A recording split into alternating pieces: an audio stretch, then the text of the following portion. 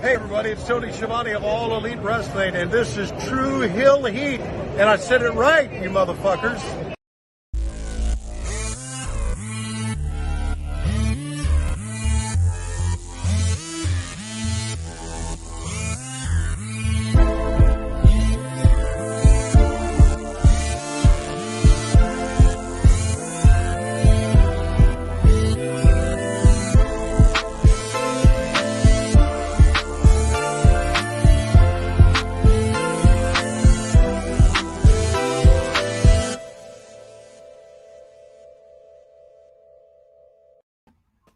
Hello, hello, hello. It is me, your True Hill Phenom SP3. We are live on the True Hill Heat YouTube, Facebook, and Twitter for another edition of AEWramble. This is where me and the good brothers, we review AEW Dynamite from Wednesday night, December 8th, 2021, and AEW Rampage from December 10th, 2021. And yes, the title of this AEWramble now episode number 20 is Hook Sent.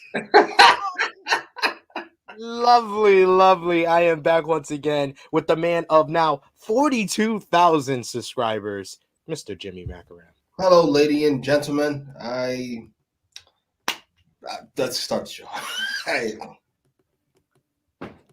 You are. I feel like you are at a loss for words, which is a rarity. Yes, I did not expect that on Rampage at all. I was shocked how well that went. I like the running gag on this show. There's a few running gags. I get told this. I had a conversation about the show this week, and the couple of the running gags is Cash hates things that other people love. He hates older wrestlers, whether it be a Sting, a Dustin Rhodes, a Christian. Jimmy hates Tony Khan, TK. We all collectively dislike Cody Rhodes and his current direction. Mm-hmm. And wait a minute. Don't forget Go Baker. The love and adoration for Go Baker, and my love and adoration for Sir Hook. So yes, we are here for a very special episode of AEWramble, ladies and gentlemen. So we're gonna review AEW Dynamite from Long Island, New York, from December 8th, 2021, which was like Bizarro World. But because of the titular title, we're gonna start with AEW Rampage this week. So Jimmy, one word to describe AEW Rampage this week. Hook is the only thing worth anything on that show. You know the right word. I was testing you. That was a test to see if you knew the right word to describe AEW Rampage this week, and he chose the right word because they said send Hook, and I sent him. So, ladies and gentlemen, if you're joining us today live, remember to drop a thumbs up on the video, share this video with all your friends, subscribe if you are new to the True Hill Heat YouTube channel. We are trying to close in our final 2 or 3 weeks of 2021 on 2,000 subscribers. We're about 130 subscribers away. So help us along with that march. Hit that subscribe button. Hit the bell to stay notified for all the great content here. And of course, AEWramble is interactive. So we want to hear from all of you in the live chat. Your super chat donations are encouraged and appreciated. And then make sure that we highlight your comment on screen, your hot take, your thought, and your prediction for the career trajectory of Sir Hook. We got the Negro Buck Nick Jackson in the chat saying Hook has been sent. Morning, my good brothers. Morning to you. His birthday's coming up on Winter is Coming, Jimmy. Oh shit! Congratulations to you, sir. Getting to watch a great match in a subpar card. This guy. Frantic World says, what's up, SP3 Jimmy and chat? What's going on, good brother? We got Bills Mafia SCF with one word, Hook. We also got the Negro Buck saying future world champion and Hook. I just know it. I always knew it, ladies and gentlemen. Eddie James with a great question here. Why does Jimmy hate Tony Khan? Well, first of all, let's not forget he bombed that women's shelter. Let's not forget that. Will you stop? I think he assaulted my mom at some point. There's gonna be people that actually believe you, right? No, it's just true. Like, when did Tony do that, and why is that not getting enough attention? Liberal media covering up Tony Khan's crimes. He is a subpar booker, and everybody tells me that he's fantastic, so it infuriates me. This is where the hate comes from. He's a mere vessel for my hatred of wrestling fans the last 20 years. Yes, Eddie James. If you are new to the channel, this has been a running gag, a running bit on the show. Oh, he had this shit these last 2 episodes too. Let's not forget. Don't worry, if you pay attention for the next hour and change, goddamn, I'll let you know all the shit he does wrong. even Eddie James, even Tony Khan asks that same question. He asks that same simple question that not many people understand and not many people can comprehend. But yes, you're gonna break it down. You're gonna break it down for the viewing audience. Jimmy Macram is such a sweet individual. You gotta love him. So yes, we're gonna start off with AEW Rampage from December 10th. 2021, and of course this both events, Dynamite and Rampage, took place from Long Island, New York. And what a crowd this was, which we will get into more when we talk about Dynamite. But we're starting with Rampage this week, as we had the AEW World Tag Team titles up for grabs in a rematch from Full Gear. It was the Lucha Brothers of Penta El Zero Miedo and Rey Fénix versus FTR, Cash Wheeler, and Dax Hardwood. These two teams, let me just say, last year, I think Fight for the Fallen, they had their first match. It was good, but I think a lot of people had higher expectations for them. I think they met those expectations at Full Gear and had a great match. And I felt like this match was even better. Rey Fénix was in his bag in this one in a lot of ways. But not only Rey Fénix, but Cash Wheeler. Cash Wheeler impressed me the most in this matchup, especially down the finishing stretch. Fénix hits Hardwood by mistake, allowing to get in the required Eddie Guerrero tribute. He does instead of doing the frog splash, he does a rope walk kick to the face to Wheeler. The frog splash only hits the belt though, as Hardwood gets the championship belt and nails Fénix with it. This is after Fénix hit him with the belt by accident. The big rig connects, but Penta dives in for a crossbody to Wheeler to break up the pin. They strike it out until Fénix tries for the rolling cutter. That's reversed smoothly into a gory bomb from Wheeler's. There was just some great sequences in between these in this last final stretch. Then instead we get the Lucha Bros. They hit the spike fear factor. Fénix with a dive to the outside to take out Hardwood, and the Lucha Brothers get the victory in about 14 minutes. I thought that this was all action. This should wrap up the feud, and these two teams have developed a much better chemistry than what they showed last year, in my opinion. So what was your thoughts on this opener to Rampage? I did like this match, though I must say it was hard not to be disappointed we didn't get the 2 out of 3 falls match. Yes. Which I was really looking forward to. Why not just cut everything else and just do Hook in the 2 out of 3 falls match? But whatever. That would have made more sense to me. I thought it was very well done. I love the counters. I thought it was you know what bothered me? I'll tell you what bothered me. Why I'm not going to say it's better than the Full Gear match. That we've been doing so well the last 2 months of letting my man Rick Knox look like a competent referee. And then to have these two teams go toe-to-toe, literally, all 4 of them in the ring, just standing across from each other, punching, kicking. I was like, why? This is the opposite of what FTR does. Why are we doing this? I get it. It's the last fight in the war. Boo. Boo. But the match for the most part I enjoyed. Counters were really good. Rey Fénix is fantastic. As you said, Cash was really good. He's been overshadowed by Dax the last, year. Since they got to, quite frankly. since they've been together. Period. I Oh, mean, yeah, I've always thought Harwood was better than Wheeler, but between this match and then the Young Bucks match last year, I think those are like his two matches that he really showed that he can stand out next to Harwood. yeah, he's more athletic, clearly. Yeah. You can look at him and tell that. Yeah. No offense, Dax. Yeah, I thought it was a little less than the Full Gear match, but I liked it. Can I be honest? I know you said you liked more than the Full Gear match. This felt anticlimactic to end the feud to me. Okay. I mean, the Full Gear match in a lot of ways because of the finish would have felt anticlimactic to end the feud there. But I think that if they were able to do that 2 out of 3 falls match, I think that would have been like the best conclusion to this whole feud. But it was a good feud, and Lucha Bros, have a couple of good title defenses under their reign so far. Who do you think is next for the Lucha Bros? Do you think it's Jurassic Express after the teases from Christian?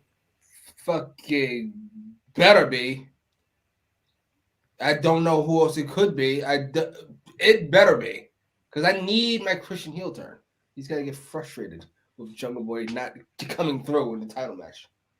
Yes, it has to be Jungle Boy who's pinned, so he could get pissed with Jungle Boy, or we could do like the little mystery, like Jungle Boy gets attacked backstage, and now Christian starts teaming with Luchasaurus. Oh, and they win the belts. Yes, that would be then awesome. He takes his man. It was me, Austin. It was me all along. It was me all along, Jack. Nick Jackson correcting Eddie James and saying that, as Jimmy calls him, Dummy Khan.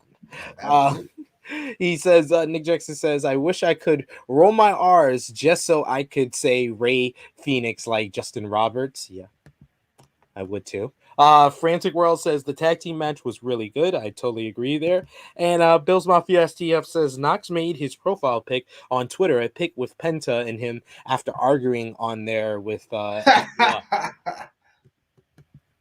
That's a nice troll. I like that troll.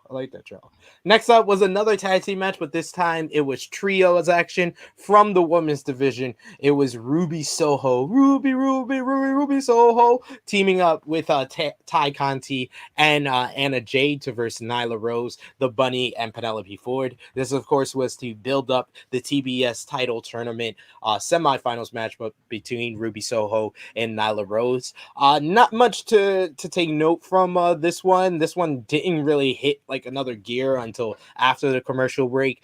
Jay hit like a basement crossbody. Whoa. We lost Jimmy for 2 on Rose as everything breaks down. The parade of secondary finishers kicks off and everyone is left laying. Vicky slips Bunny the brass knuckles to knock Anna Jay out, and then that leaves Rose to hit the Beast Bomb for the pin in about 10.5 minutes. I thought that this matchup was not too bad. There was a little bit of clunky spots, which seems to be a theme. I keep saying this with AEW women's matchups, is that sometimes the first couple of minutes you can see that the performers are just catching their footing or just getting familiar with one another. But once they get in the flow of things and they get the match going, the second half is usually a lot better. And there's Jimmy. I don't know what made Jimmy run. I couldn't even make a joke in the time that you were gone. But what did you think about the women's trios match? I'm not sure this quite qualifies as running gag, because it's not. But I tell you every week, Anna Jay is a terrible babyface. Don't I say this? Yes, you do. And she, sometimes I see her and I think she's really improving, considering how young and inexperienced she is. I was having to see her, and I go, she got a long way to go, and this is one of them long ways to go. And she just seems like a sweet girl, but not comfortable in her own skin as a babyface. She just isn't. I wish we would see more of the Anna Jay that we get on like BTE, being the Elite, where she's like, I think this would be a much better babyface character, smiling around and going around like you're so nice with Tay Conti, where Tay Conti, her smile just says that she's like the nicest person in the world. Where your smile just seems like you're a little bit full of yourself. You think you're a little bit more pretty than you might actually be. But if she came across, you take class with Tony no. Khan? Anna Jay is beautiful, but sometimes there are beautiful women that think they are more beautiful than anyone in the galaxy that has ever lived, and sometimes her little smirk comes across like that. But if she was more like what she is on BTE, where she's like domineering, like they did like a whole segment where the Dark Order basically were saying, Bryan Danielson has beat us all up. John Silver was like, I'm gonna verse him on Dynamite, and Anna Jay was like, shut up, I'm challenging Bryan Danielson for like that type of stuff. Like it comes off like she's confident more than cocky. Her little smirk without saying anything comes off as cocky. If she came off more like she comes off on BTE, she can pull off a confident baby face. I'm hearing domineering. I'm hearing confident. I'm hearing smirk. If only those character traits would fit into a certain role. Like, I don't know, a heel or something. I don't know. Oh, weird concept of a heel fighting a heel. The match was fine though. I love that. Yes, Nick Jackson. Facts. The same amount of people that watch BTE watch Rampage, so just do that. I don't know. They have given up on Rampage, and this match gave me no hope that they haven't. This was fine. It was like a typical what this was? This was I don't want to get in trouble. I've got to put the women on the show. So here they are. They're on the show. Stay off my ass. So you guys won't complain on social media. Here's like 6 women on the show. Couldn't get one women's match on the show? All right, here we go. We're so bad. Sting and Darby Allin are being interviewed backstage by Tony Schiavone about the show in 2 weeks in Greensboro, North Carolina, where Sting versus Ric Flair at the Clash of Champions in 1988. When FTR and Tully Blanchard jumped him from behind, they laid out Darby using the garage door, and then Tully gave a low blow to Sting. So it seems like the issues between FTR and Sting and Darby are not finished, although this felt random as fuck, to be fair. It's a little early to start my Tony Khan diatribe. I'm not going to start yet. I'm going to let that bubble. Let it percolate. Let it percolate. But this did feel random. You could always play it off as FTR was frustrated with their match and they saw Sting and they snapped. Fuck them. First of all, but they could have done that. They've done that better with like the setup for CM Punk and Eddie Kingston.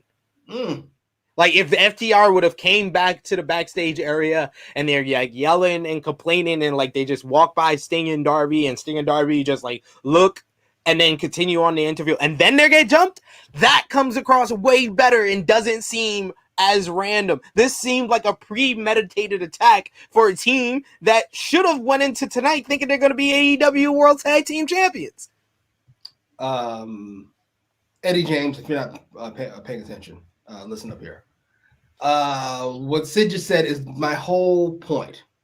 What he said is 100% accurate because when you have bright people like Punk or charismatic people like Kingston kind of taking over the concepts, it always comes off fantastic. But when left to his own devices, Tony Khan stinks. We'll talk about Dynamite later. That Nyla Rose that mess of a women's segment. Oh, come on. There was some gold there. When Nyla Rose left her own device and said, surprise, bitch, it's hilarious. But if you have to look at it as a booking thing, where was Nyla Rose of all people hiding? Where she was not seen. What? And where did fucking Anna Jay and Ty Conti get a chair from? And where were they hiding? Where were they ready to just show up and do shit at? He stinks. He stinks. So you guys understand, Tony Khan stinks to Jimmy Macram. Dummy. But it was time. Oh my God.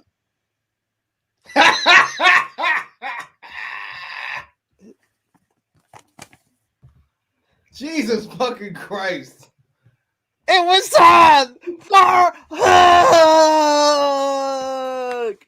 From the entrance to the presentation to the matchup, this couldn't have gone better than it did. God damn. Oh my goodness. Hook comes out with a theme by Action Bronson. This man has a licensed song in his first matchup on national TV. He comes out, walks around the ring like an MMA fighter, gets in the ring, nonchalantly turns his back to Fuego del Sol, and then it starts off with Hook taking him down by the head to start, flips him over with a headlock takeover. Fuego has to elbow his way out of something like an FTF. It was a smooth FTF. He did it so he did like judo throws, like he was Ronda Rousey, got him down to the floor, and then Fuego had to elbow himself out. Another suplex rocks Fuego, but he's back up with a drop kick into the corner. The Tortino DDT is blocked though, and Hook clotheslines him down. Some crossface shots to the face, and then he sets up for the Kata Hajime, and Hook,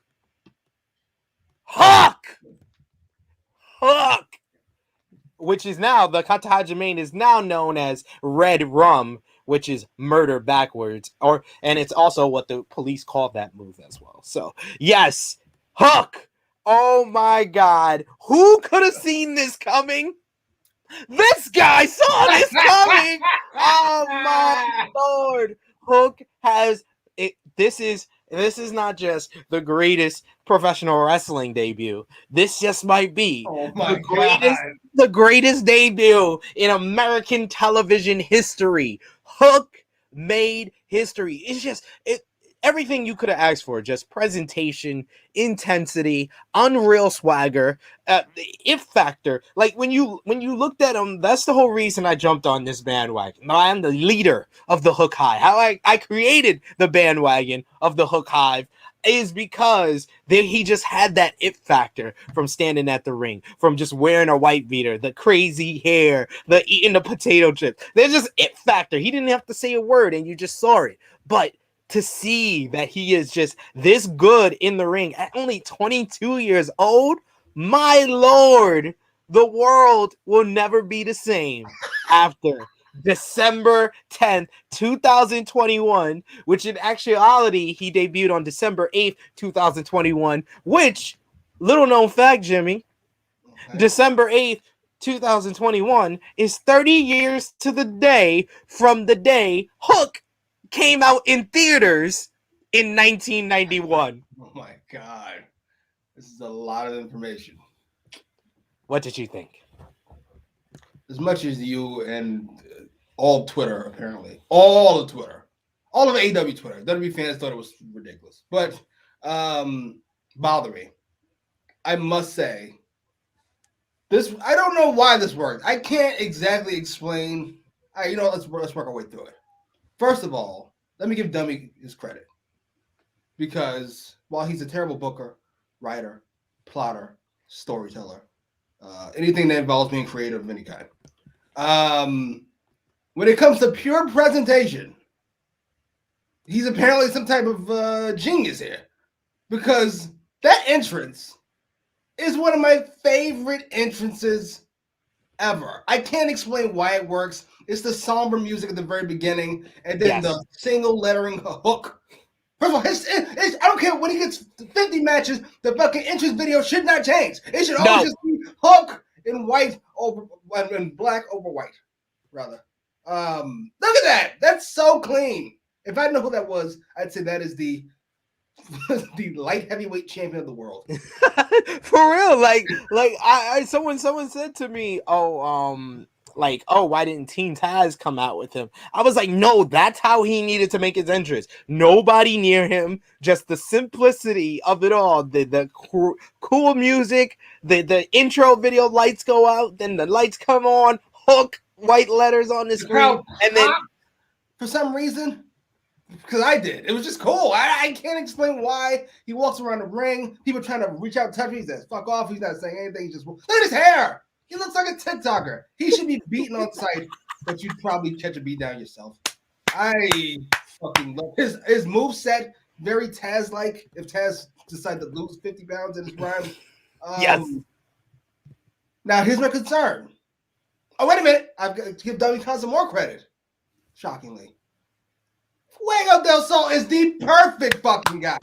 I was gonna say I was gonna let you finish, but after I was like, so you know, I had to get all that out. But let's give Fuego del Sol some credit. He like this alone and the Miro match from the first episode of Rampage. He is slowly but surely entering my all-time jobbers list. Cause like these are two like watch those two matches back to back and tell me they are not all-time great squash matches that just make the other person look like a world beater. Right? Like, this is the guy. He just bumped like a maniac. Those fucking judo throws Hook was giving him, they're not easy to take. If you've ever been judo throw down, that shit hurts. And he took a few of them. It was, I can't even get over how good it was. And it also helps that fucking Chris Jericho was on commentary, yelling like a maniac. Taz on commentary was great. And he didn't oversell it. No. He did stayed in character. He didn't cry about his kid or whatever the fuck. He just fucking, look how badass this kid is. Wait a minute. All right, enough Love Fest. Enough of Love Fest. Can we get rid of Love Fest? Okay, wait. Before we say enough of the Love Fest, just gotta say, the new 4 pillars, ladies and gentlemen, the new 4 pillars of AEW, Hook, and Hook. Ultimo Hook, the Hook Collector. The Hook Collector right there getting all the belts. That's like WWE. That's like all the belts in WWE. That's what he's going to get. And speaking of all the belts in WWE, that was the sign. That was the sign at AEW. Vince fears Hook as he should. And then after the match, we had 2 tweets. First, the AEW website officially announces that Hook is all elite and he is an official member of the AEW roster. And as well, Tony Khan says, send Hook ... to the moon because he was out of this world tonight. Hashtag AEW. What a fucking cornball. He stinks. They sent him. That's not what I was going to say with that nonsense. Send Hook to the moon. Because he's out of this world. Shut up! That should have came with a drum roll and a 1950s laugh track. What is that? Shut up! All right.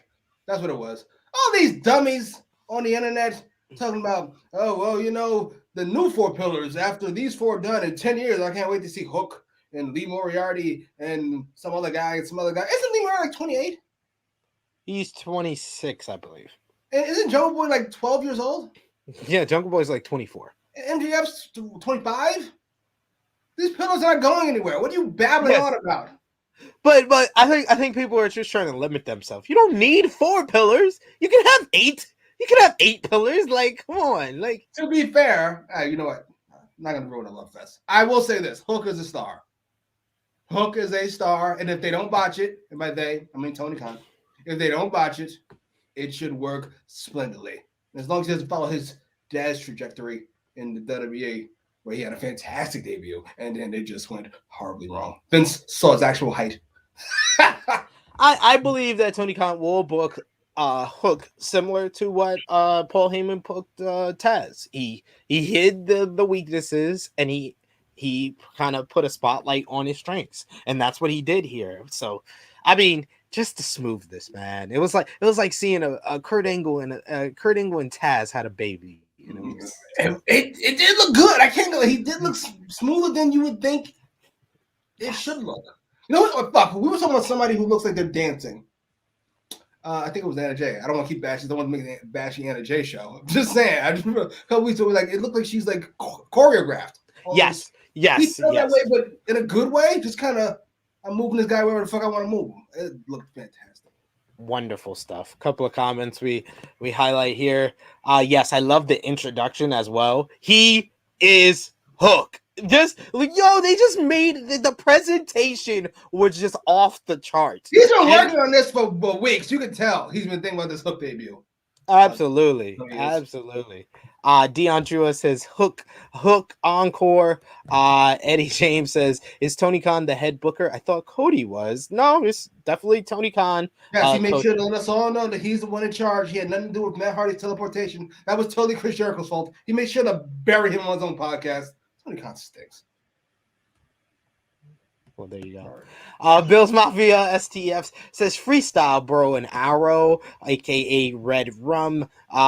We got also Nick Jackson saying Taz being a proud papa and one of the most wholesome things ever. Definitely. He also says, me and Sid saw this from day one. Yes, I am the leader of the Hook Hive, the number one hooker out on these streets. Frantic World says, yeah, Hook is really good in the ring.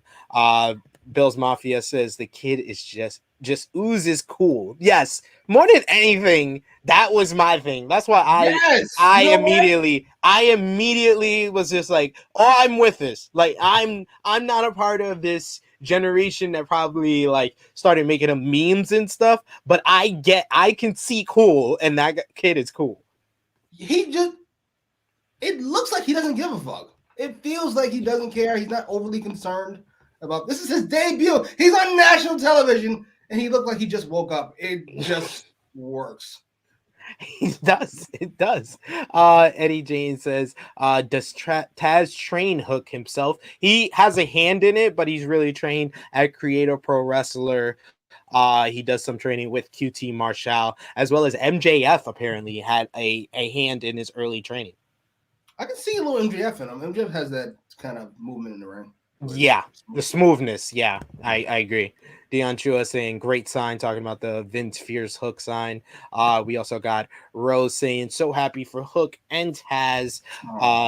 Nick Jackson saying that CM Punk tweet about Hook was hilarious. It's basically like CM Punk with like when he hears Hook has been sent, and it's him like as a penguin running away. We also got Marcus 8915 saying Hook's entrance is hot fire.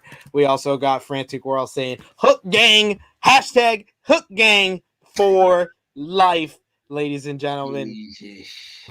Glad to see it. I can't believe this is the world we're living in. Hook is amazing.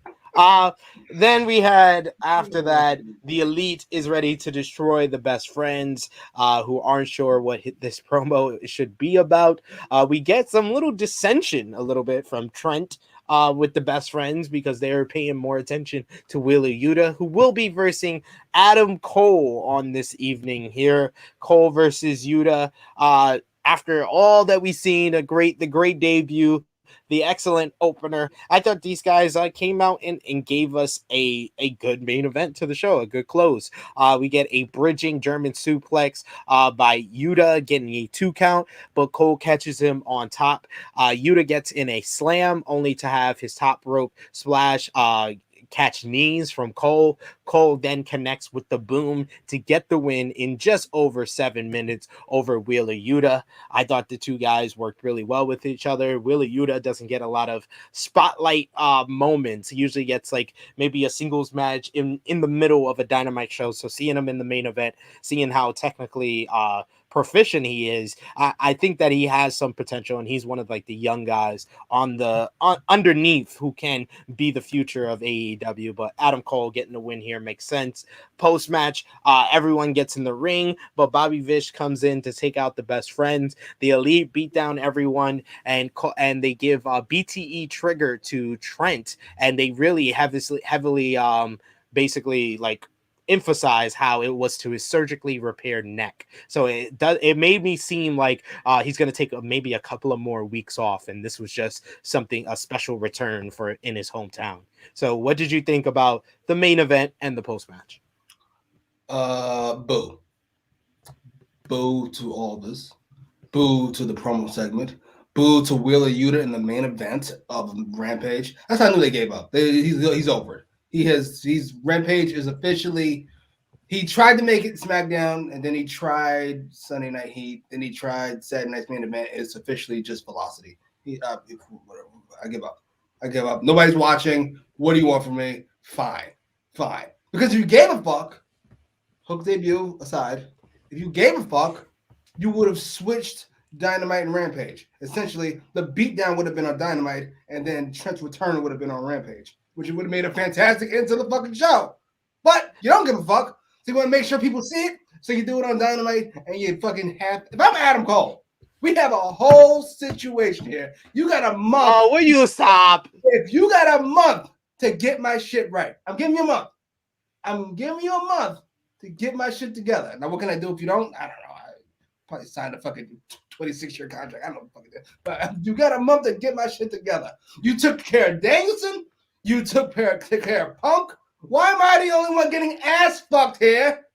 Get my shit together. Why am I feuding with the guy who just lost a feud to Matt Hardy? Explain that to me, dude. Yo, that's the thing. I think that people would be responding to this a lot better if he would have just won the Matt Hardy feud. Like, why did he win that fucking lumberjack match? Why did it seem like the blow off was gonna be a hair versus hair match? Dude? Oh man, it's just like. Just keep the guys that are over strong. Like Matt Hardy and Orange Cassidy are in a feud. Who's the guy that's most over? Because that's the guy who should go over. That's not Matt Hardy, ladies and gentlemen. So I know that's a little bit hard for people to understand, maybe, but people. I don't know. Yeah. He's only been booking for 2 years. It's not enough time to be competent at your fucking job, apparently. 2 years. I was just like baffled by this. Like I think I was thinking about that during this matchup. I was like, you know what? I think I would be viewing this a lot better if he didn't lose to Matt Hardy. Matt Hardy. Why are we keeping Matt Hardy strong? For what? Who are we giving that heat to? So he can get eliminated from the Dynamite Diamond Ring. There's another guy who should be a little concerned, quite frankly. Can we be honest? No, EBB, we're not at the end of the review. This is the start. We had to start with Hook because Hook is the guy, apparently. Yes, EBB. What Jimmy said. We started with Rampage because of Hook. You didn't come at the end. Don't worry. We're gonna be talking about Dynamite now. Yes, but okay. I'm gonna give you Punk. I'm gonna give you Dragon, and I'm gonna give you Miro because he has been splendid. Everybody else who's made the jump is either at the same level or less than they should be. Am I wrong? Ruby Soho just now started to get his shit together. Adam Cole is getting ass fucked. Can we be honest?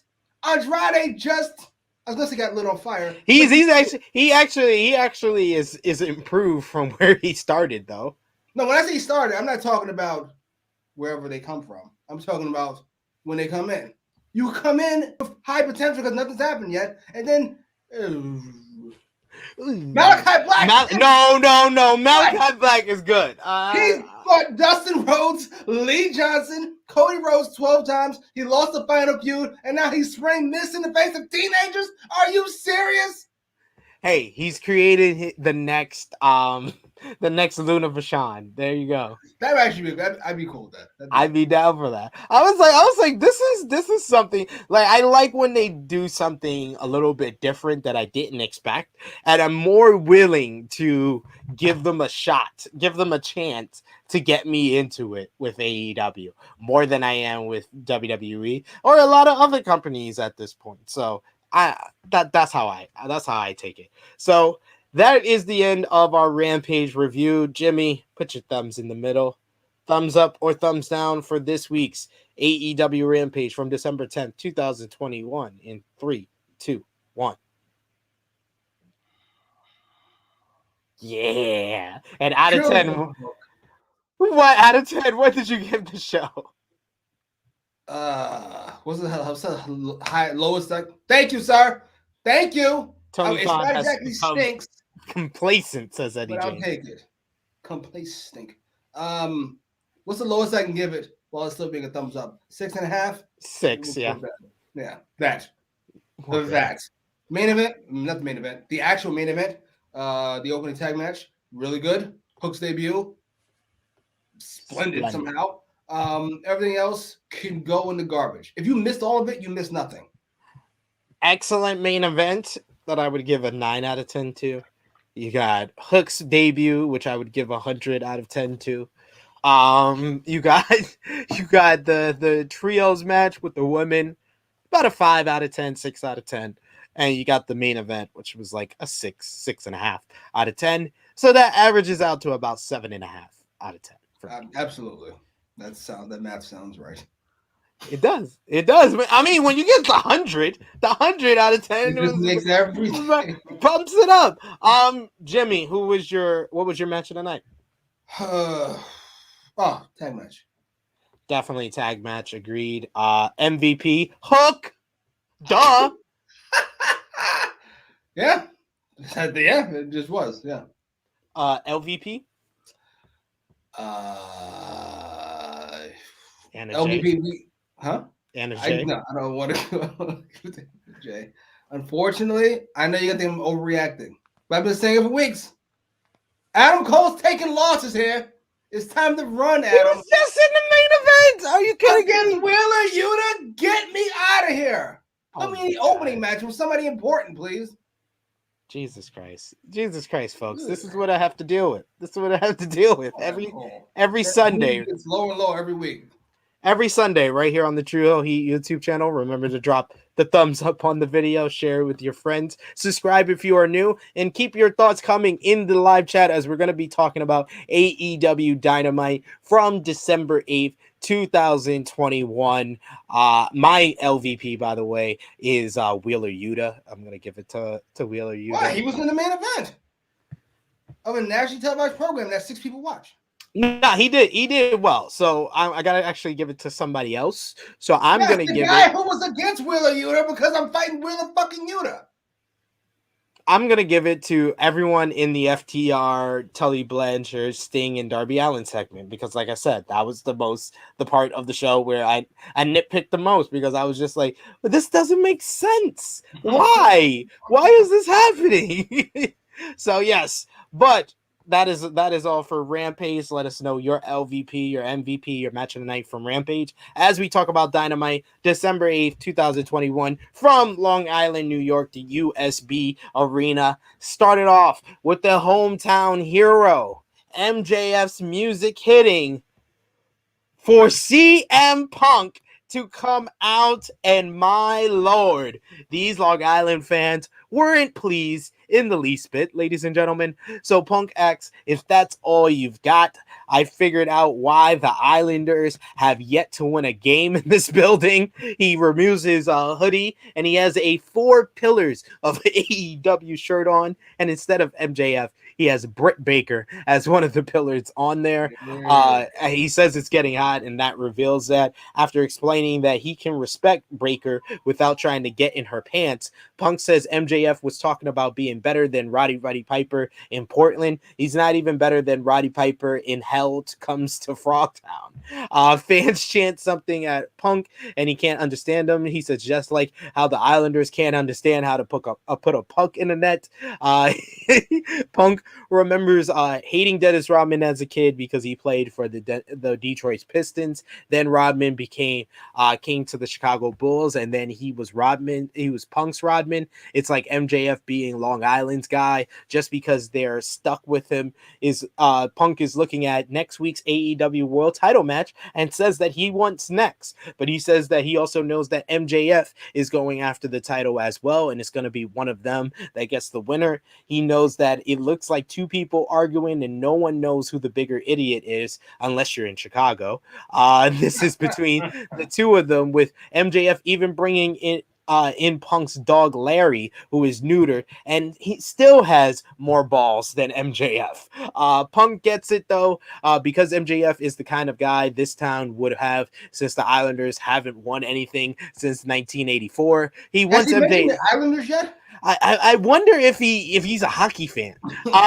He wants MJF to fight like they do in Chicago, but if MJF is the guy in Long Island, they're all chicken shit anyway. And Punk, outside of the Islanders, to multiple Islanders references, which was a crutch, but it also showed me Punk wasn't expecting this reaction. And he just was like, you know what? I gotta fan the flame. So every time the flame would go down, the Islanders, mentioning the Islanders was his way of fanning it. So I think that this was, other than the Islander stuff, this was the best type of promo that you could do in this bizarro world type of situation. And I just absolutely love that once again, for the second time in less than a month, AEW has turned fan expectations on its head. At Full Gear, everyone thought Kenny Omega would hit the One Ring Angel and Hangman Page would kick out of it.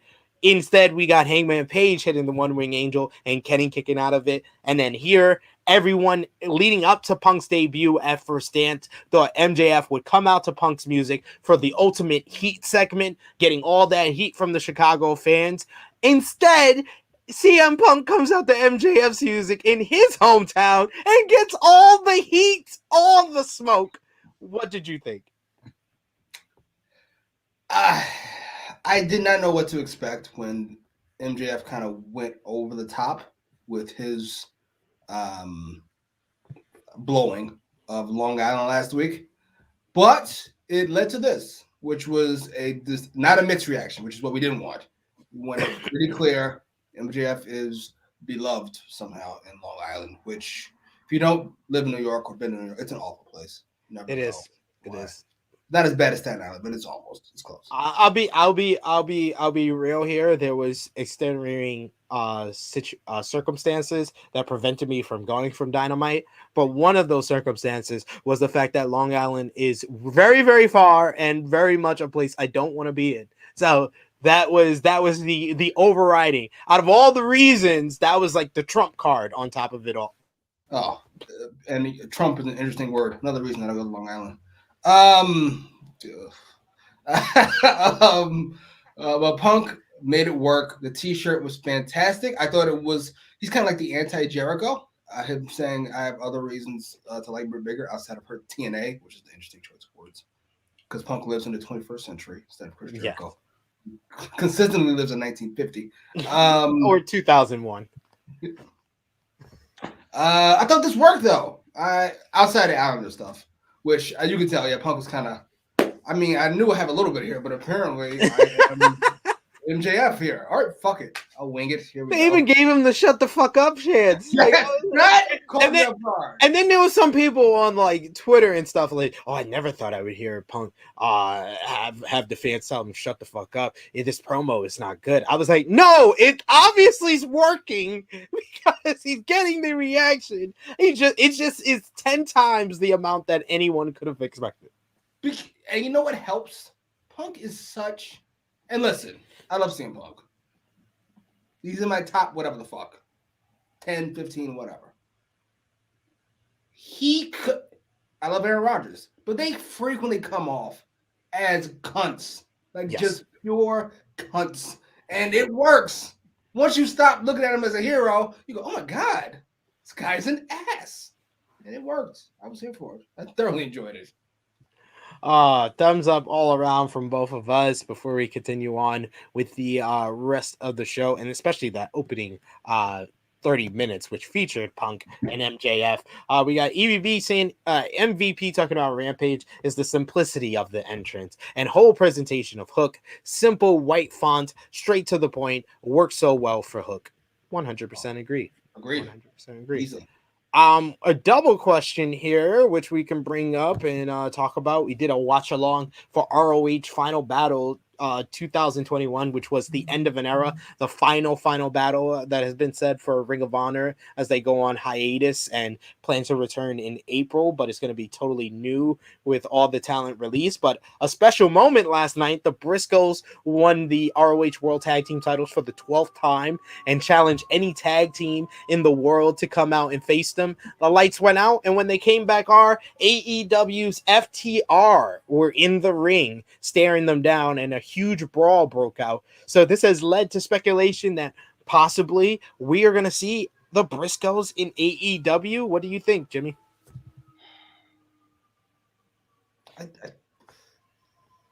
I should love it, but I don't.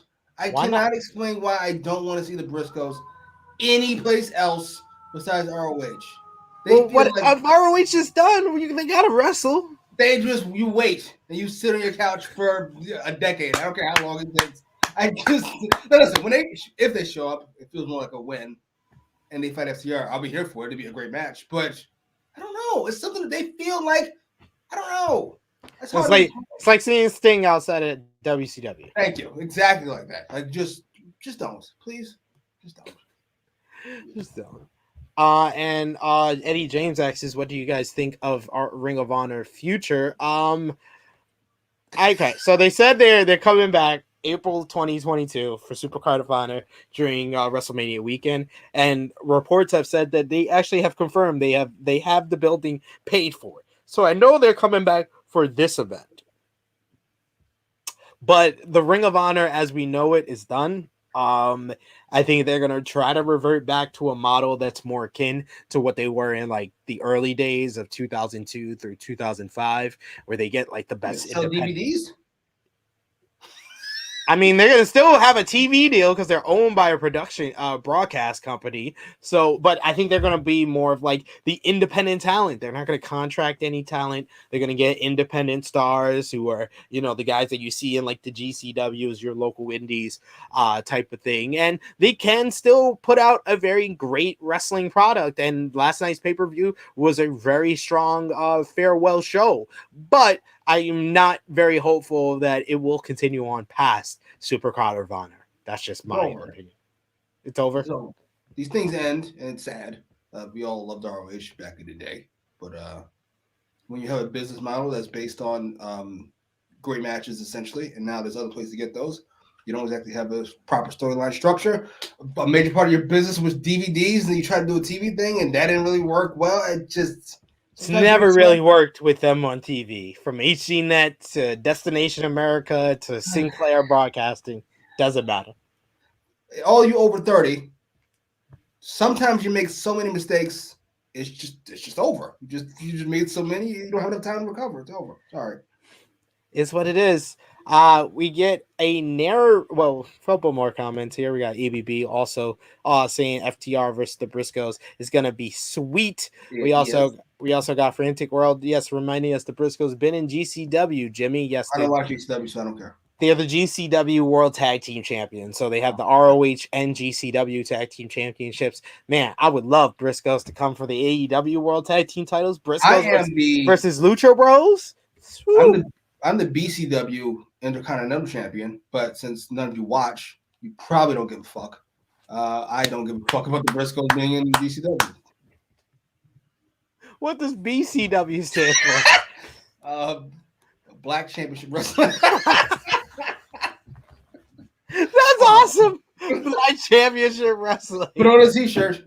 That's almost as awesome as the next segment that we saw, as we got a dramatically narrated video of MJF arriving in a rather nice car, talking about how he is the hero to the people around here. He rode down the same LI roads as you, as he walks across his high school football field with his Plainview High Letterman jacket. We hear some of his accomplishments, including football, a cappella singing, and keg standing.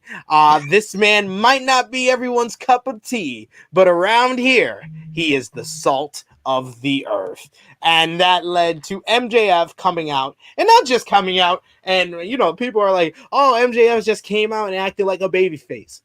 No, ladies and gentlemen, MJF came out and specifically did the CM Punk at First Dance entrance. Like, literally, to watch both of those side by side, he literally does the on the knees. He does the fake tear in his eye, the genuine smile. He doesn't do the stage dive. That's the only thing he didn't do. But he does yeah. Oh my god, he's hugging people at ringside. It was just awesome. Oh my god, it felt like we were in Bizarro Land. It felt like Bret Hart in Canada in 1997. That's Yeah. how crazy this all was. But MJF was utter freaking gold in every way. But this was the Dynamite Diamond Ring Battle Royal, as it was MJF, Matt Hardy, Wardlow, Jay Lethal, Matt Sydal, Powerhouse Hobbs, Leo Rush, Dante Martin, Lee Moriarty, Ricky Starks, Frankie Kazarian, and Lee Johnson. The final two standing advanced to next week for a singles match for the Diamond Ring. MJF was just totally the babyface here. He got a hero's welcome, and Lethal almost tosses MJF out in the beginning of this match, but he saves himself in a hurry. Another elimination attempt is broken up by Shawn Spears, where MJF jumps in his lap like a baby at one point, which was just great. MJF was just fantastic during this whole matchup here. We get Bunny slips Hardy the brass knuckles to knock Lethal silly, and that eliminates Lethal. We get Sydal and Leo Rush having a little back and forth. That's broken up, so we can get a Wardlow versus Hobbs, which I was like, I did not know I wanted to see that match, and I was like, yeah, I want to see it now. They collide a few times, but Hobbs saves himself on the apron, only to have Leo Rush kick him out. We get a confrontation between Dante and Leo during this matchup. Kazarian misses a charge and eliminates himself, leaving us with Starks and Martin versus MJF. And Martin doesn't waste any time, and he eliminates Ricky Starks, turning his back on Team Taz and making it MJF and Dante Martin as the final two. What did you think about this short battle royal here with MJF being utter gold? I thought it was fantastically done, actually. First of all, they've had this is the third one, the third Dynamite Diamond Battle Royal. Yes. The last two, I've known the roles in their entirety. I've been shocked when there's two people left in the ring. I'm always like, what is it? Oh, right. And I thought, first of all, I'm not gonna shit on Tony Khan. I am, because we did the Wardlow Hobbs thing, which was the perfect thing to do, unlike the last time where we didn't do Nyla Rose versus fucking Jade, which made common fucking sense, but you didn't do it because you're a fucking idiot. You did it this time, which is all that counts. It was fantastic. We called the Dante swerve last week. It paid off here. And I thoroughly enjoyed MJF. The Spears carrying him, obviously the highlight, because it was hilarious. Or when he hit somebody with like a cheap shot from behind and then went on the ropes and was like the Wardlow's elimination I thought was really well done. As was MJF. This is the first time we've seen him like actually apologize to Wardlow, like, oh, I fucked up. I'm so ready for this fucking turn. They're doing it little by little, and I love it. Yes. Wait. Right. One thing I didn't like. Ready? Yes. Ready? How the fuck? If I'm Jay Lethal, I'm pissed too. I'm next. Matt Hardy is next. That's what we're doing. Me versus Matt Hardy. I go from TNT title to Matt Hardy. You know what? Fuck, I need a job, I guess. As long as it doesn't last a year, like Matt Hardy's two previous feuds with Christian and Christian Cage and Orange Cassidy, then I'll be fine. If it's like a 3-4 week program that leads to a Dynamite matchup, fine by me.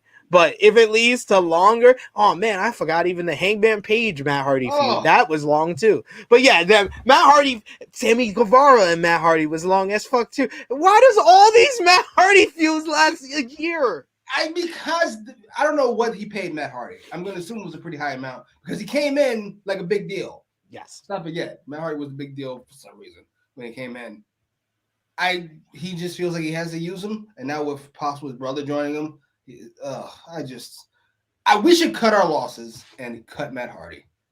I got to get the Hardys reunion. I know we got to get it now. Got to get that money. Hardys versus the Young Bucks and the Hardys versus FTR. Hopefully he cleans up his life before he gets. Come on, I love Jeff, but can we your tweet? I thought your tweet or Instagram was perfect about why are we all surprised? I wasn't. Certainly not. I love Jeff, but I know how hard that is to kick. It just is. Yeah. And that's why this was like one of the rare WWE releases that I wasn't mad at them. I can't be mad at them. This is their hands were kind of tied in this situation.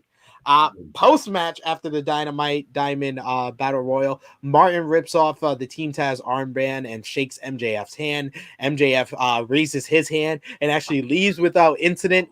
Ricky Starks then jumps at Martin from behind. After thinking about it for a bit, MJF runs back to the ring. He has a stare down. Huh? Huge pop. Yep. He did get a huge pop. He gets a stare down with Ricky Starks. I didn't know I wanted that match as well.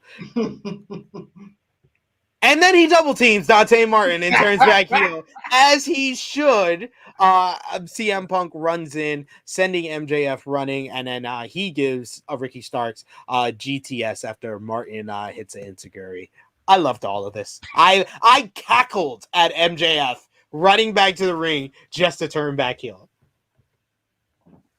That was my favorite 30 minutes. Listen, Punk and MJF's opening promo, obviously, is better than anything that happened here. But as a full 30 minutes, this is one of my favorite 30 minutes in Dynamite history. Everything was just perfect. I loved it. I loved it. So we gotta answer this question here. I believe it was from EBB.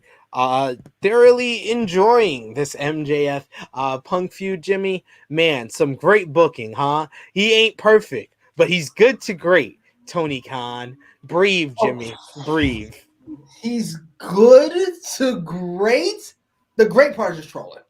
I'm not gonna fall for that. I'm not gonna fall for the okie doke. What? Look at this. So all you gotta do is get 1 out of 8 right, and you are good to great. What about the rest of the show? What the fuck are we even talking about here? Did you not see the Nyla Rose thing? Did you not see the main event of Rampage? We're gonna get to we talked about the main event of Rampage. We're gonna get to the Nyla Rose thing. Matt Hardy the last however fucking long. Matt Hardy and Orange Cassidy. What the fuck are we?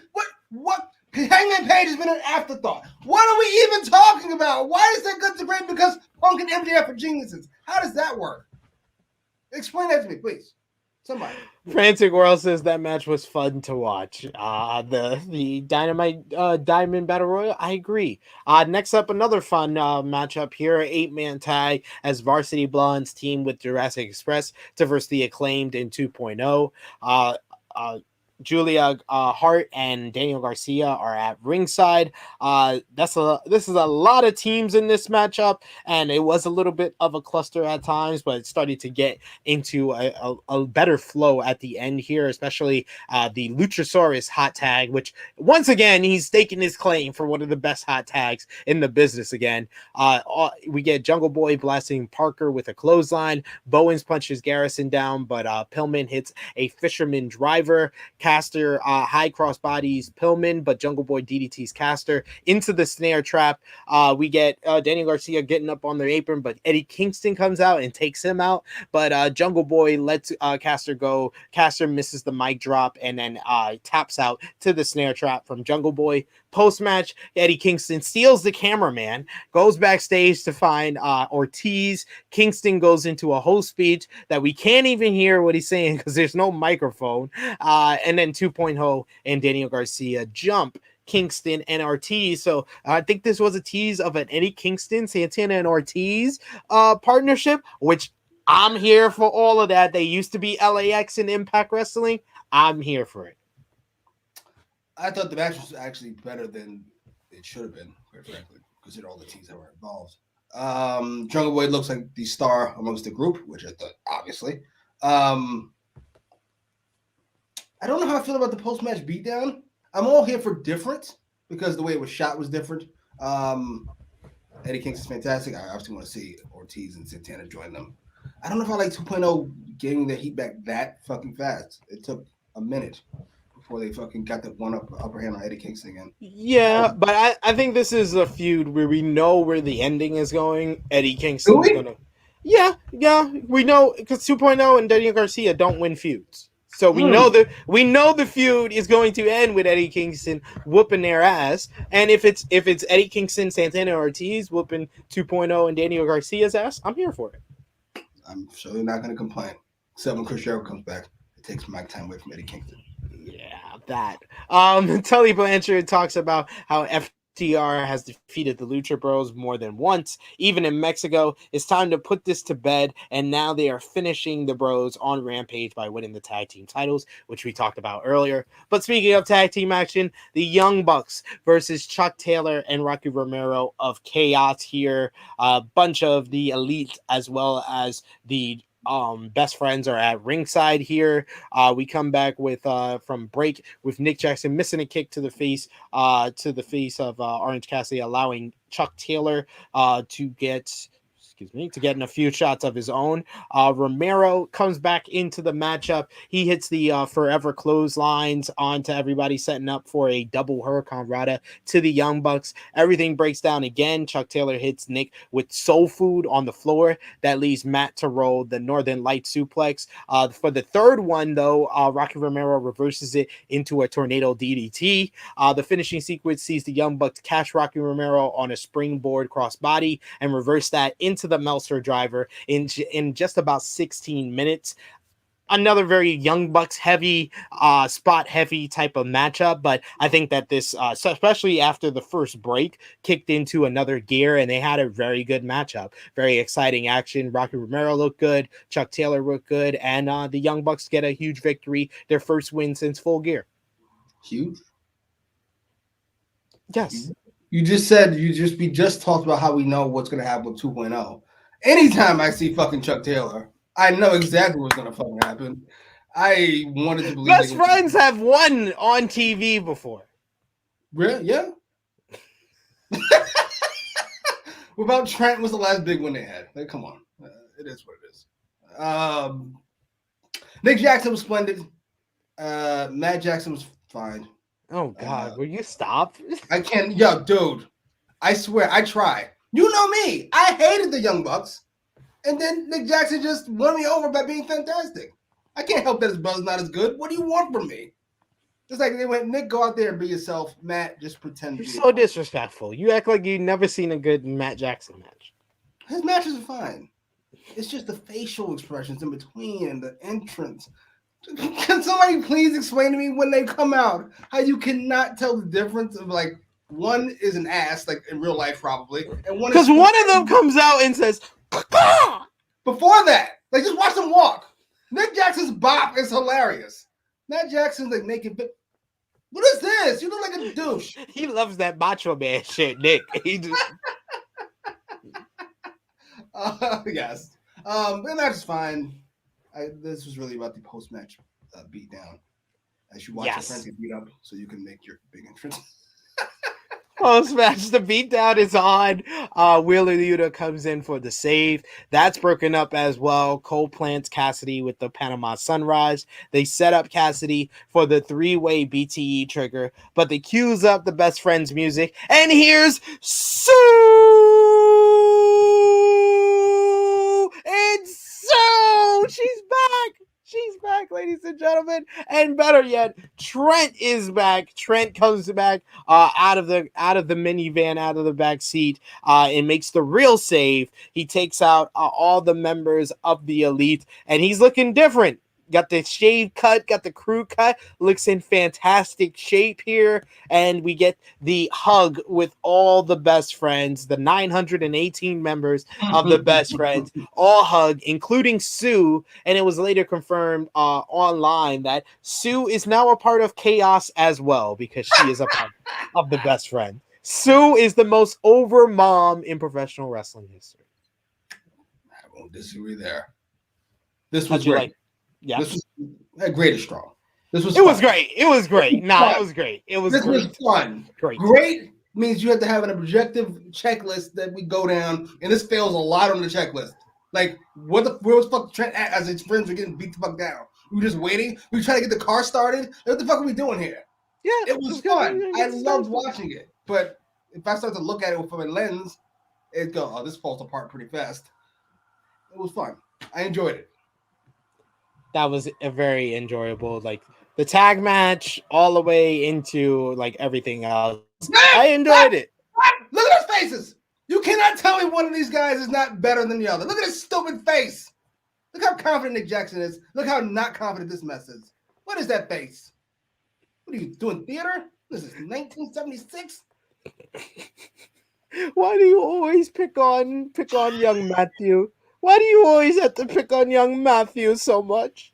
I'm trying to help. How are you trying to help? I'm making people understand.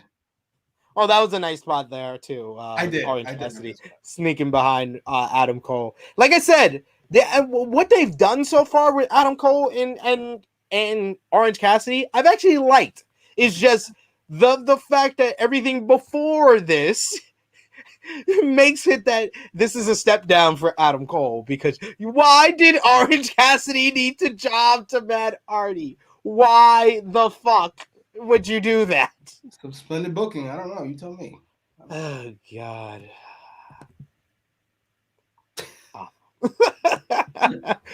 Next we had Ruby Soho's interview. It's cut off by the Bunny and Penelope Ford. They mock Soho for not having fans, and here are Nyla Rose and Vicky Guerrero for the beatdown, and Nyla Rose comes in with the surprise bitch, and then punches Ruby Soho, and then Ty Conti and Anna Jay make the save with chairs. What did you think?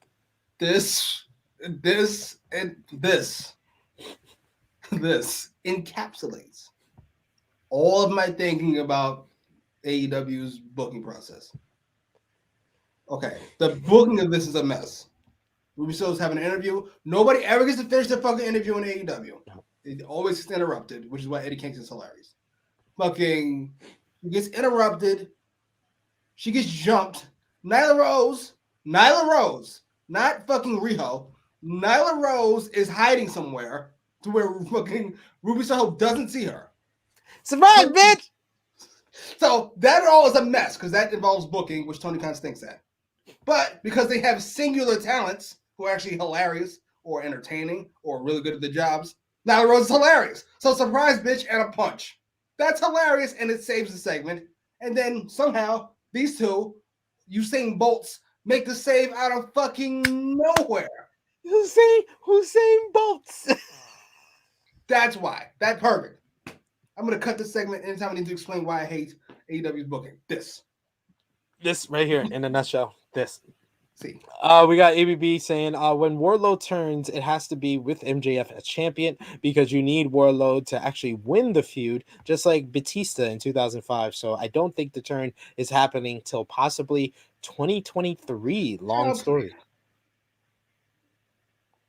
What do you think, Jimmy? No. I agree with the logic up until that last 2023. So at least a year from now? What? No. Sorry. Question for you, Jimmy. If you had to choose one, who would you choose, Jimmy? Vince or Tony Khan? As an owner or as a booker? That's probably the same answer for both. But this is young Vince or Vince now? It's 2021. Tony Khan. Wow. That took a lot for you. I know that was that hurt a bit. Oh, what's up, DJ Eric? What's going on, good brother? We also got a super chat donation here from EBB saying GOAT Matthew Jackson. God. Jesus fucking Christ. What are you, a jerk? You an ass? What do you think you're doing here, huh? EBB also says, I do agree about Hangman. I understand with the story. Brian is the focus, taking down the Dark Order. But as big of a Hangman mark I am, is like SP3 is for Hook. I'm disappointed not hearing promos from him. I'm disappointed we didn't even get a match from him. He's been a complete afterthought. I gotta be honest, this is not gonna be a long reign. This felt like this was for the moment. And now the moment's over, and now we got to get to other shit we got playing there. The moment was here, and now it's gone. Marcus8915 has a question for us. Jimmy saying, SP3 and Jimmy, who do y'all think takes the tag titles from Lucha Bros? I think Santana and Ortiz will. It's either them or Jurassic Express. I can't think of another tag team that hasn't already won the belts. That would be a legitimate contender. Well, it's not the Hardy Boys, I'm already. If you were, Santana or Ortiz would definitely be my number one option. I've loved those guys; they're tremendous. Jurassic Express would be up there.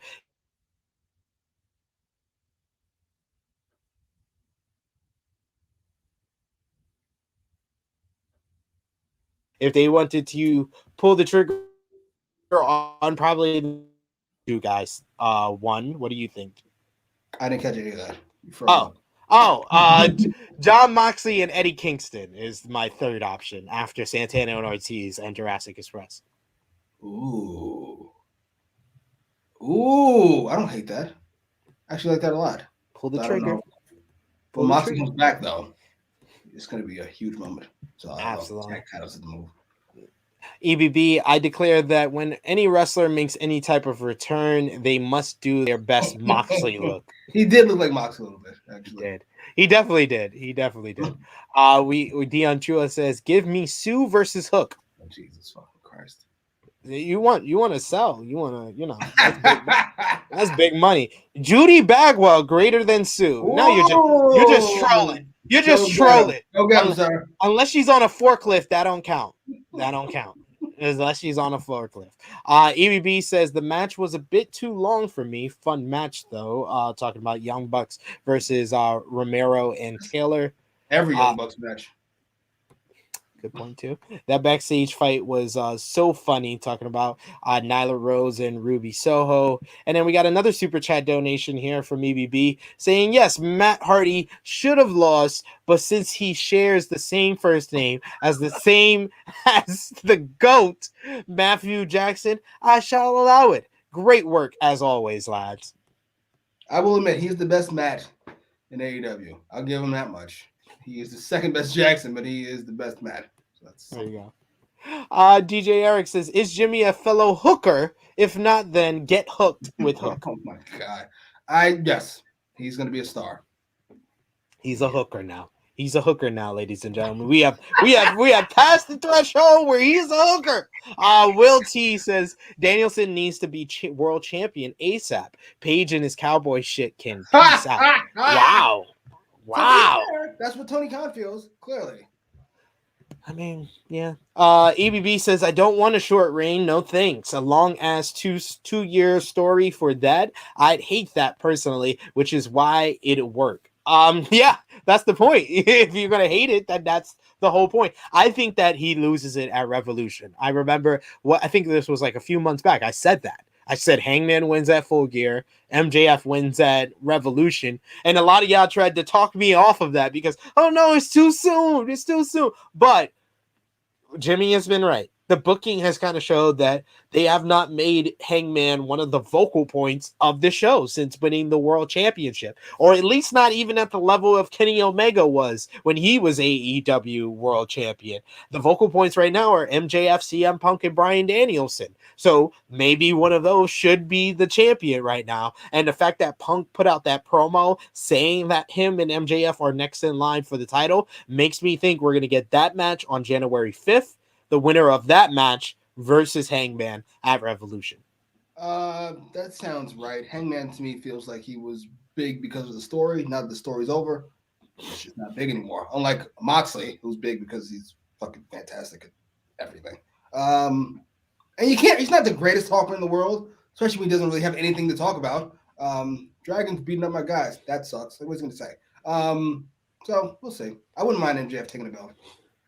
Yeah. Just the heat of MJF every place not in Long Island. Absolutely. That's the one place it just doesn't work out. Sammy Guevara is on stage for an interview, but he's cut off by none other Not cut off. He didn't say a word. Cody Rhodes, who lets him know he's getting a TNT title shot on Rampage on Christmas Day.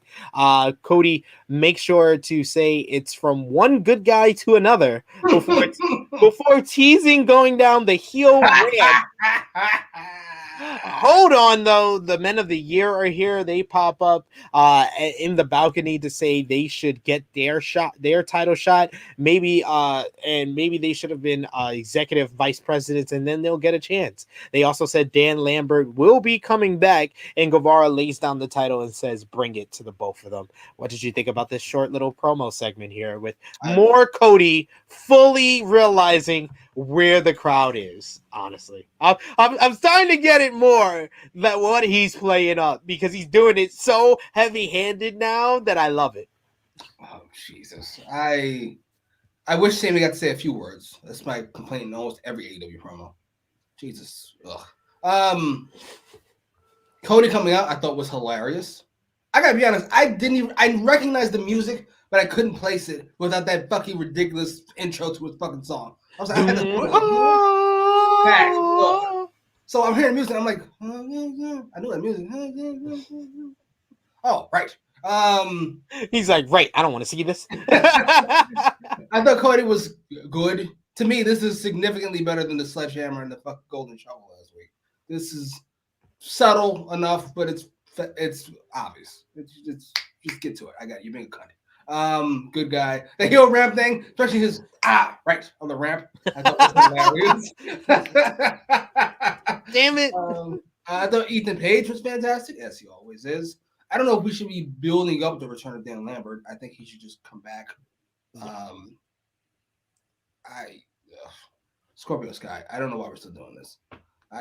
Can we give up on this? Let's give Dragon a stable of just shoot wrestlers and have Scorpio Sky be in that and never speak again. Because I don't get why we keep trying this. It doesn't work. Keep giving him a shot. He's a steady hand. He's a steady hand. Good. Keep giving him those opportunities that he needs. Next year was a video package hyping up Thunder Rosa versus Jade Cargill in the TBS title tournament. Very good stuff there. And then even better stuff, you got Jamie Hayter going one-on-one with Riho. And this match was not like a regular AEW women's match where it started off clunky. We started off maybe like slow, like a feeling out process and stuff. And then after we came back from break, what the fuck happened to this matchup? Riho starts slugging it out with Hayter, rolls Hayter down to set up a double stomp. Riho avoids a charge in the corner, setting up a dragon suplex for a 2. Hayter comes back with a vicious brain buster. Oh my lord. For a 2 count. My lord, that was one of the sickest brain busters I've ever seen in my life. She follows up that with a even sicker choke bomb backbreaker. The half crab stays on Rio's back. She fights up and hits a code red for a 2 count of her own.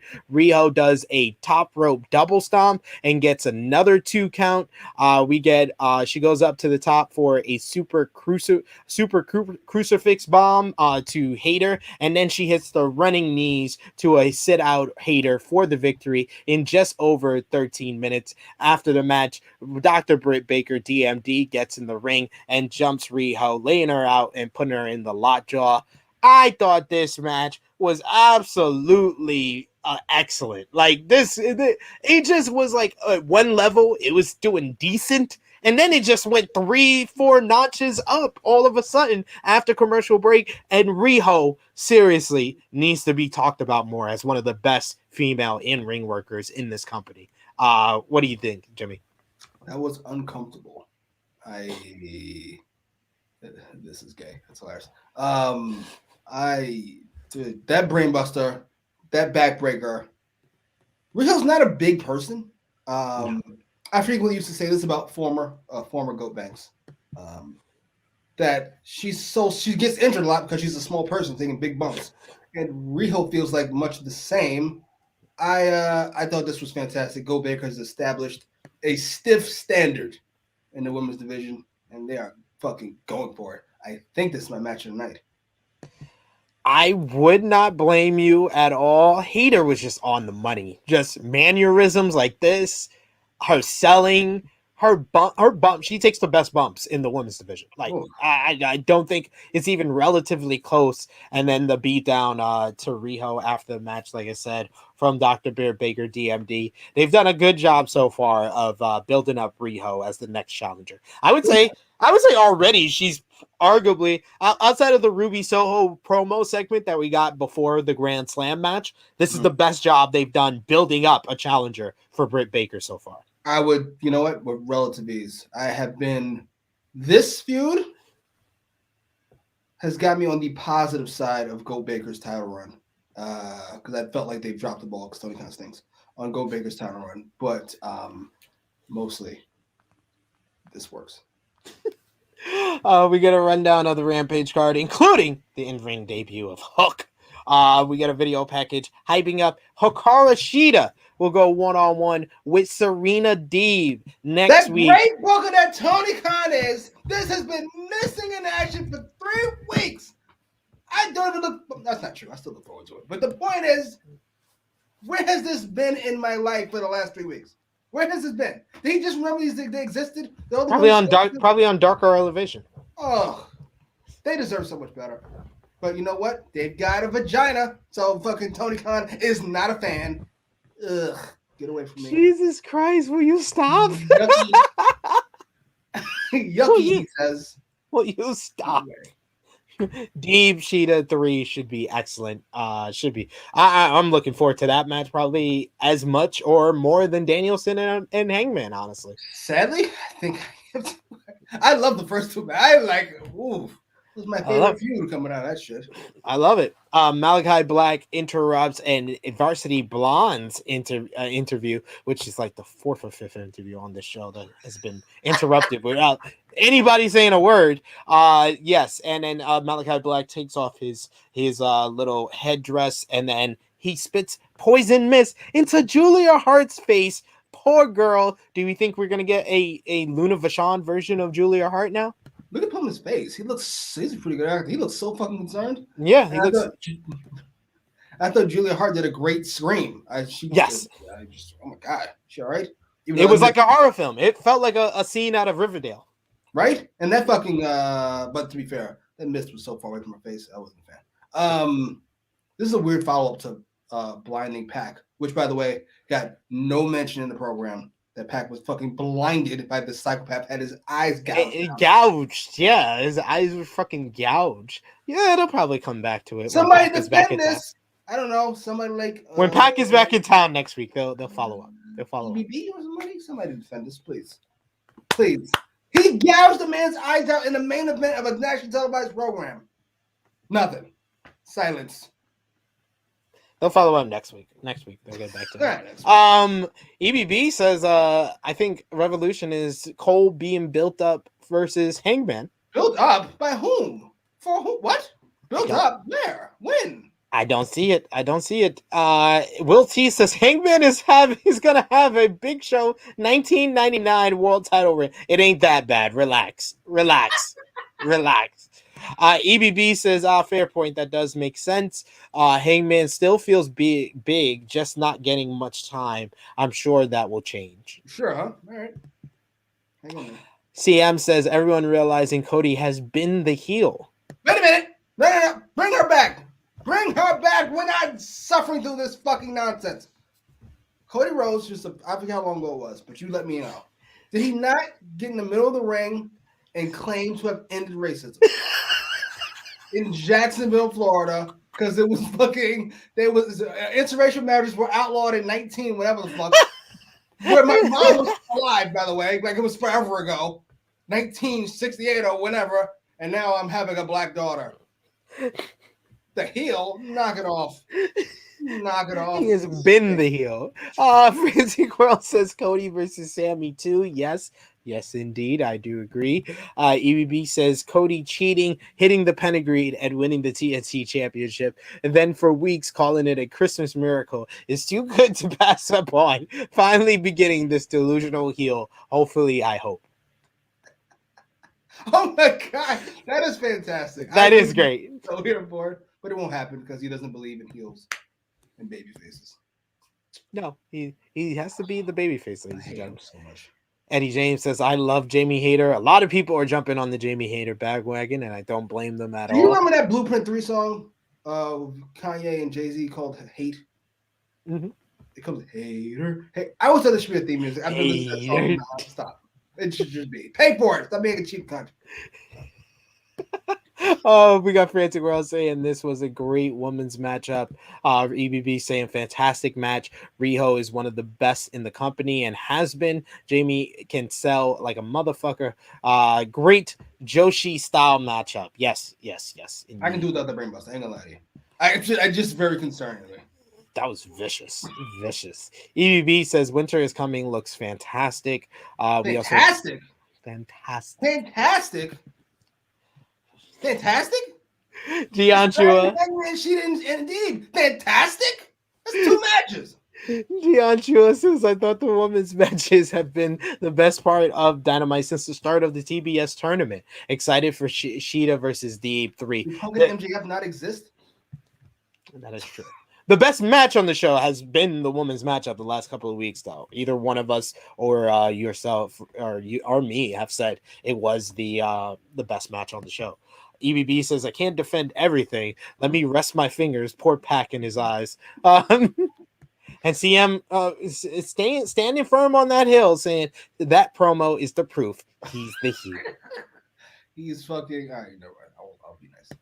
Will T says, yes, Cody did end racism with his mixed child. Sure, Anthony Ogogo was black, but who cares? Anthony Ogogo hasn't been around since that feud. Just saying. That's not true. He was on Dark. I saw his name on the fucking scroll. Congratulations.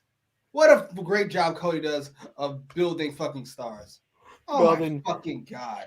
Building new talent. So we had the main event of the evening in his hometown of Long Island, New York. John Silver of the Dark Order, representing Hangman Page, went one-on-one with the number one contender, the American Dragon, Bryan Danielson. And this was exactly what we expected.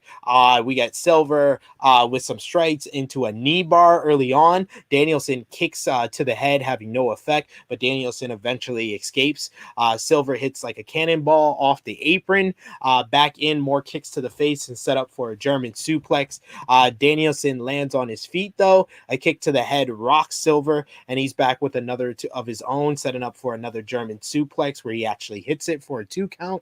The spin doctor is countered with a rake to Silver's eyes. Danielson drives in elbows to the head like we were in Ring of Honor in 2006, and then a Got-style power driver, which completely just knocks fucking Silver the fuck out. My lord, like the way he sold this was just great. He sold this like that was just instant death. But of course, Bryan Danielson, being the jerk that he is, puts on a half Nelson on a already knocked out Silver to get a submission victory in just under 11 minutes. I thought Silver gotten more offense than the rest of the Dark Order and more offense than I thought he would get in here. But Bryan Danielson going through the Dark Order. I love how this build has turned the usual build that we see on its head. Usually we get the babyface number one contender go through the heel faction to get to the heel champion. This here we have the heel going through the babyface faction to get to the babyface champion, and I like how they completed the story here. So what did you think? This was a great match. I'm trying to be positive, but I'm failing miserably. I'm not gonna lie to you. I know that sound like I like the show. I did love this episode of Rampage. I mean, Dynamite rather. But you and I were both in agreement last week that video package between fucking Silver and Dragon was splendid. Yet it was nowhere to be found here on Dynamite.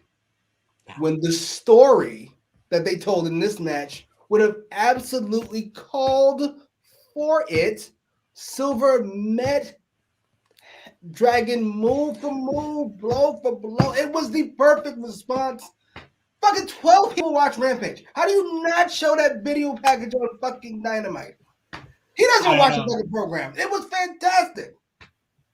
Oh, I love the match. I love Silver. I don't know if he could be higher than he is right now because it's just the top is so loaded. AEW has the greatest roster since WrestleMania 17 and a little bit before that, like that roster. Yeah, like they like it's literally like on some like NBA drafts. If you say what's the best class, it usually is between like Jordan's class, LeBron's class, or Kobe's class.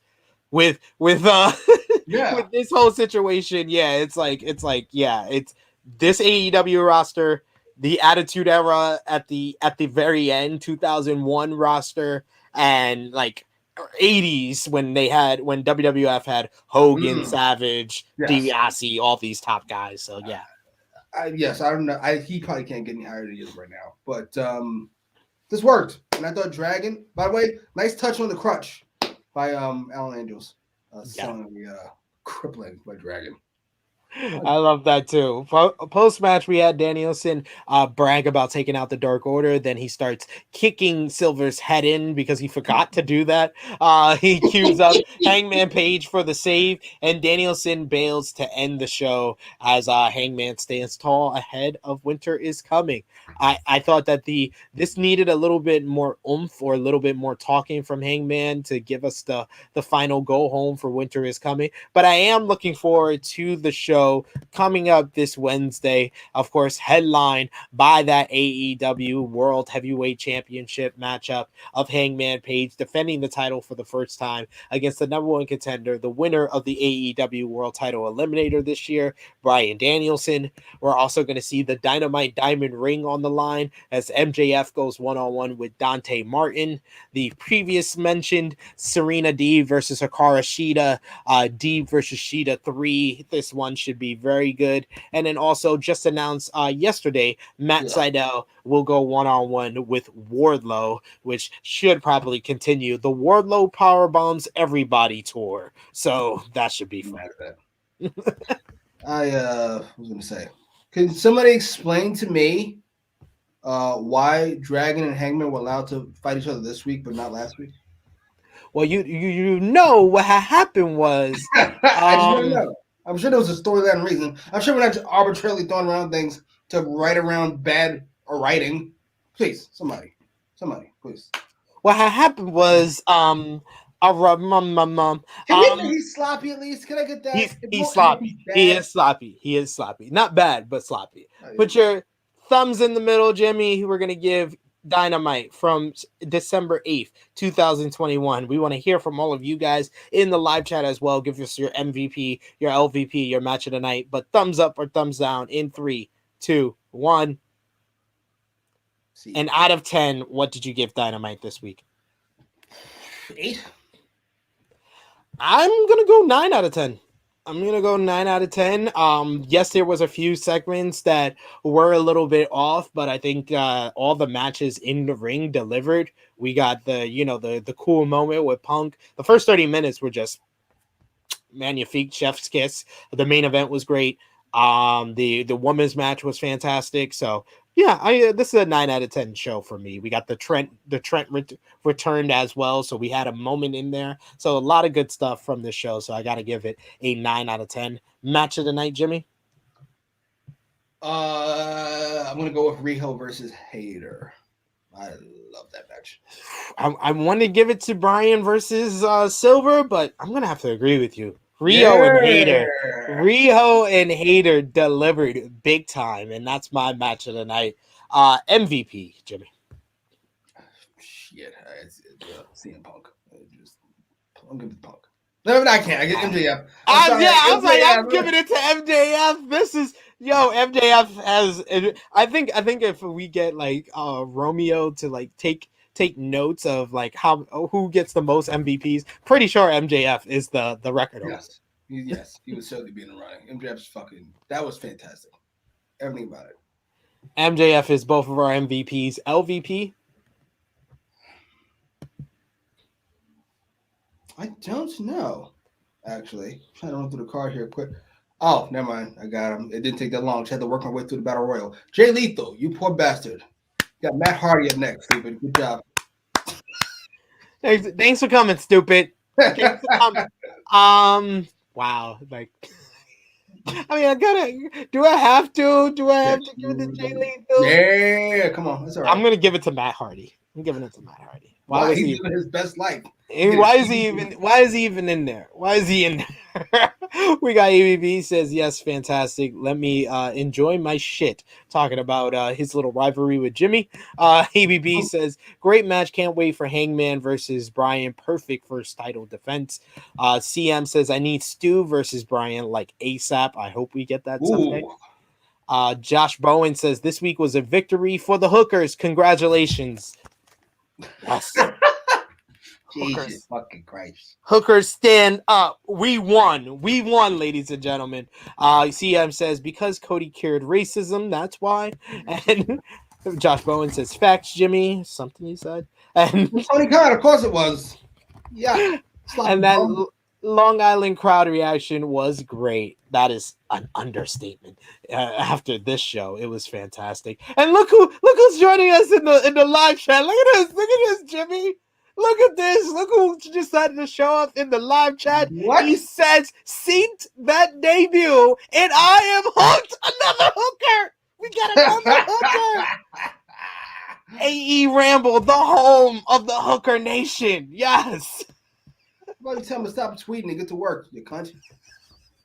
Yeah, we want you back on the show, like, eventually. Come on.